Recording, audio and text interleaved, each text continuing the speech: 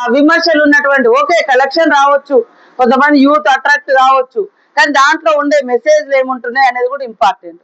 కాబట్టి ఒక సినిమా తోటి మా ప్రజా నాయకుడు, పేదల నాయకుడు, ప్రజా మా నుంచి వచ్చినటువంటి మా రేవంత్ రెడ్డి గారి పరిపాలన పోల్చడం అంటేనే ఆయనకు ఎంతసేపు సినిమాలు సినిమాలు సినిమాలు గురించి ఆలోచించి ఆ సినిమాల వైపే మాట్లాడుతున్నాడు. సినిమా అనేది ఎంటర్టైన్మెంట్ కొంతమందికి, కొంతమంది సంపాదించుకోవడానికి. కానీ మా ప్రభుత్వం పేదల కష్టాలను పంచుకోవడం కోసం, పేదలకు గూడు గుడ్డ నీడ ఇచ్చి ఉద్యోగ ఉపాధి భద్రత కల్పించే ప్రభుత్వం.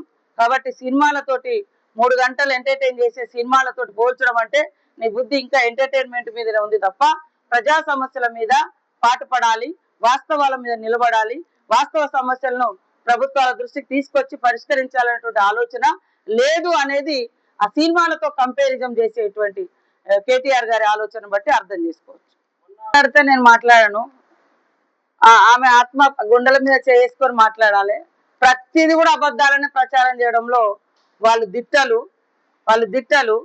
ఒక ఊర్లో నీళ్లు పడుతుంటే కూడా నీళ్ళు వస్తలేవు కేసీఆర్ పోయినాక అన్నారు. వాళ్ళు నీళ్ళే పడుతున్నారు ఆడ పిల్లలు, ఆ ఫోటోలు పెట్టి అన్నారు. కాబట్టి ఈ అబద్ధాలు ప్రచారం చేసే వాళ్లకు కాంగ్రెస్ పార్టీ రైతు ప్రభుత్వం పార్టీ, కాంగ్రెస్ పార్టీ రైతులకు ఉచిత విద్యుత్ ఇచ్చిన పార్టీ, కాంగ్రెస్ పార్టీ ఇప్పుడు కూడా ఉచితంగా ఇళ్లలో బయట ఇచ్చే పార్టీ.